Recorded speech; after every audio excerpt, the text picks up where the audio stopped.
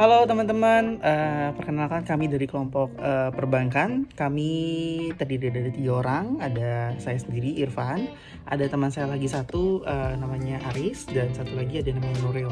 Nah, di kelompok kami ini kita mau ngebahas tentang materi perbankan teman-teman. Nah, di perbankan itu kita mau ngebahas lebih detail tentang sistem perbankan. Nah, di sistem perbankan ini kita mau ngebahas tentang sebenarnya di bank itu ada apa aja sih gitu. Nah, ada fungsinya apa aja sih, tujuannya apa aja sih gitu teman-teman. Nah, salah satu itu juga bank ada 2 macam, ada komersil dan ada sentral teman-teman. Nah, di sini aku mau ngebahasin tentang dari pengertian bank itu sendiri. Nah, apa sih itu bank? Nah, bank itu adalah suatu badan yang bertujuan untuk memuaskan kebutuhan kredit baik dengan alat-alat pembayaran sendiri atau uang yang diperolehnya dari orang lain maupun dengan cara memperedaran alat-alat penukar berupa uang giral teman-teman. Nah, di bank itu juga diatur teman-teman untuk cara memberikan kredit dan jasa kepada nasabah itu ada aturannya. Nah, diaturnya itu dalam Undang-Undang Nomor 14 Tahun 1967 teman-teman. Nah, itu diatur tentang pokok-pokok perbankan. Bank adalah lembaga keuangan yang usaha pokoknya memberikan kredit dan jasa-jasa dalam lalu lintas pembayaran dan peredaran uang teman-teman. Nah, itu adalah satu undang-undang yang mengatur tentang bagaimana sih cara bank itu memberikan fasilitas kredit dan memberikan jasa-jasa kepada nasabahnya gitu. Nah, itu adalah satu undang-undang yang mengatur tentang perbankan. Nah, kita mau ngebahas lagi. Nah, sebenarnya perbankan itu sebenarnya mencakup apa aja sih gitu.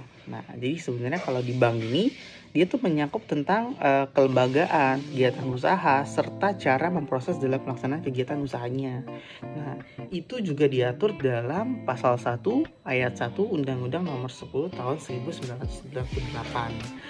Nah, teman-teman, kita mau ngebahas lagi nih, selain dari bank itu mencakup apa aja, kita sebenarnya pengen tahu sebenarnya ada bank itu tuh untuk apa gitu. Nah, kita mau nyangkut tentang tujuan perbankan. Nah, di sini tujuan perbankan itu apa sih? Nah, salah satu tujuan perbankan itu adalah menunjang pelaksanaan pembangunan nasional dalam rangka meningkatkan pemerataan dan pertumbuhan ekonomi dan stabilitas nasional ke arah peningkatan kesejahteraan rakyat banyak. Nah, jadi adanya bank itu tuh tujuannya untuk membantu pembangunan nasional, juga dia ngebantu pemerataan ekonomi dan pembangunan nasional teman-teman. Nah, untuk pembangunan itu juga ada aturannya. Nanti dia gimana untuk pembangunannya dan diatur gimana gitu teman-teman. Oke, next lanjut teman-teman. Nah, di sini paling penting teman-teman. Jadi nanti teman saya keduanya dia bakal ngebahas tentang perbankan teman-teman. Nah, bank itu ada 2 macam. Yang pertama ada bank komersil, ada bank sentral teman-teman. Nah, ini bakal dijelasin nanti sama teman-teman saya, baik pengertiannya, baik tujuannya, baik fungsinya, dan dia mencakup apa aja gitu teman-teman. Nah, di sini kita tuh di bank itu ada 2 macam teman-teman. Bank itu ada yang bank komersil, lagi bank sentral gitu teman-teman. Nah, aku bantu bacain aja pengertiannya teman-teman untuk nanti lebih detail lagi, untuk lebih jelas lagi itu tentang perbankan dari bank komersial tuh apa gitu. Nanti dibantu jelasin sama teman-teman aku yang bareng di belakang. Nanti ada Aris, ada Nuril juga gitu. Nah, pengertian bank komersial sendiri adalah badan usaha yang menghimpun dana dari masyarakat dalam membentuk simpanan dan menyalurkan dana kepada masyarakat dalam bentuk kredit atau dan bentuk lainnya dalam rangka meningkatkan taraf kehidupan rakyat banyak gitu. Nah, untuk pengaturan dari bank komersial itu sendiri itu diatur dalam pasal 1 ayat 2 Undang-Undang Nomor 10 Tahun 1998 teman-teman gitu. Nah, selain itu kita tadi udah ngebahas tentang bank komersil. Nah, pengertian dari bank komersil juga salah satunya ada fungsinya teman-teman. Nah, salah satunya adalah sebagai menghimpun dana masyarakat dan menyalurkan dana masyarakat kepada masyarakat juga teman-teman. Jadi tujuannya misalkan bank itu tuh dia nerima uang dari masyarakat, dia juga udah menampung, dia menyimpan gitu. Nah, setelah menyimpan uangnya itu nggak diindemin doang teman-teman, tapi uangnya ini akan disalurkan kepada masyarakat yang bertujuan untuk membangun pembangunan nasional. Nah, salah satunya adalah mungkin kredit modal kerja gitu, atau buat kayak semacam modal gitu teman-teman, buat mungkin para UMKM gitu teman-teman, atau para pengusaha juga, atau bahkan kredit juga teman-teman. Kayak banyak nasabah yang pengen kredit misalkan mobil, mau kredit motor, mau kredit rumah. Nah itu salah satu dananya dari sini, dana dari himpunan masyarakat. Nah itu bank ada berapa persen lah teman-teman yang dikasih ke masyarakat gitu. Jadi bank itu uangnya nggak langsung ditanam gitu aja, tapi dipakai juga nanti buat menyalurkan kredit kepada masyarakat gitu teman-teman. Jadi bank cuma bukan naruh aja gitu, tapi bank bener dia naruh, disimpan, dan dia berpikir gitu teman-teman, gimana caranya uang itu dapat berkembang, dapat nggak diem aja gitu teman-teman, tapi uangnya berputar, bisa dapetin bunga gitu, dapat dividen gitu. Nah gitu teman-teman. Nah, selain itu fungsi dari perbankan itu sebagai perantara pihak-pihak yang memiliki kelebihan dana atau surplus of funds gitu, ke pihak yang kekurangan atau perlu dana atau lacks of funds. Nah itu tadi aku bahas teman-teman. Jadi dananya, misalkan saya kelebihan dana nih, saya ngapain ya? Oh ada di bank itu ada investasi gitu. Oh berarti saya investasi aja gitu. Saya investasi karena kan saya kelebihan dana. Nah kalau saya kelebihan dana itu sebutnya namanya surplus of funds gitu. Nah nanti diberikan ke pihak yang kekurangan dana. Nama lainnya adalah lacks of funds gitu teman-teman. Jadi memberikan gitu, membantu gitu, tapi dalam bentuk bank sebagai menjamin gitu, memberikan kredit kepada masyarakat yang kekurangan gitu, dan ada bunganya teman-teman gitu. Oke, salah satu itu fungsi dari perbankan. Nah itu diatur dalam pasal 3-nya teman-teman. Kalau tadi kan pasal 1 ayat 2, kalau ini pasal 3-nya Undang-Undang 10 nomor 10 tahun 1998 gitu teman-teman. Kita lanjut teman-teman ke materi selanjutnya gitu. Nah ini juga ada beberapa macam teman-teman. Jadi sebenarnya bank itu juga ada, selain dari komersil sama sentral, itu ada berdasarkan undang-undang, dia itu ada 2 macam. Di undang-undang yang ngatur tuh apa Van gitu. Nah undang-undang yang ngatur itu adalah pasal 5 ayat 1 Undang-Undang nomor 7 1992 teman-teman. Nah itu dibedakan menjadi 2 teman-teman. Kalau tadi kan sentral sama komersil lah teman-teman ya. Nah komersil nanti kita bahas ya teman-teman. Nah di sini bank umum dan bank kredit rakyat teman-teman. Nah itu ada 2, jadi ada bank umum dan ada bank pengkreditan rakyat. Nah di sini apa sih pengertiannya masing-masing? Nah pengertiannya adalah bank umum adalah bank yang melaksanakan kegiatan usaha secara konvensional dan atau berdasarkan prinsip syariah dalam kegiatan memberikan jasa dalam lalu lintas pembayaran. Nah itu juga diatur dalam pasal 1 ayat 3 Undang-Undang nomor 1998 teman-teman gitu. Nah satu lagi ada namanya BPR atau Bank Pengkreditan Rakyat teman-teman.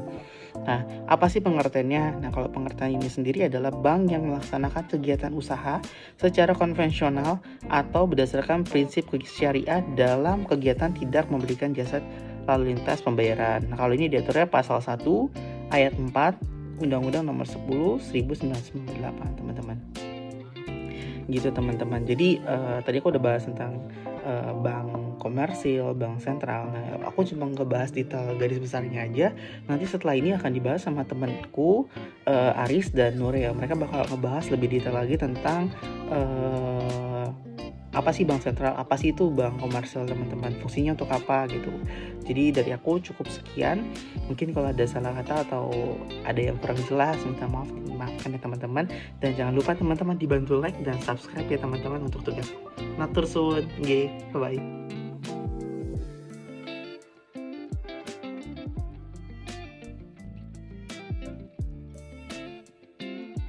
Besar Kongres AS melalui Glass-Steagall Act mewajibkan bank-bank komersial melakukan aktivitas perbankan saja, sementara bank investasi melakukan aktivitas pasar modal saja. Pemisahan ini dihapus pada tahun 1990-an. Perkembangan bank komersial, Undang-Undang nomor 10 tahun 1998 dan Surat Keputusan Direktur BI nomor 32/33/KEP/DIR tanggal 12 Mei 1999 tentang Bank Umum. Yang pertama, Bank Umum hanya dapat didirikan dan melakukan kegiatan usaha dengan izin Direksi Bank Indonesia oleh warga negara Indonesia atau Badan Hukum Indonesia atau warga negara Indonesia dan atau badan hukum Indonesia dengan warga negara asing dan atau badan hukum asing secara kemitraan.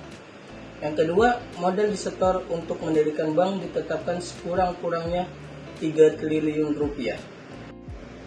Kegiatan bank komersial. Yang pertama, menghimpun dana, funding. Yang kedua, menyalurkan dana, lending. Yang ketiga, memberikan jasa-jasa bank lainnya. Transfer uang ke bank lain, baik melalui clearing maupun RTGS. Pembayaran tagihan telepon, listrik, air, kartu kredit, pinjaman dan asuransi. Penyimpanan barang dan surat berharga dalam SDB, Safe Deposit Box.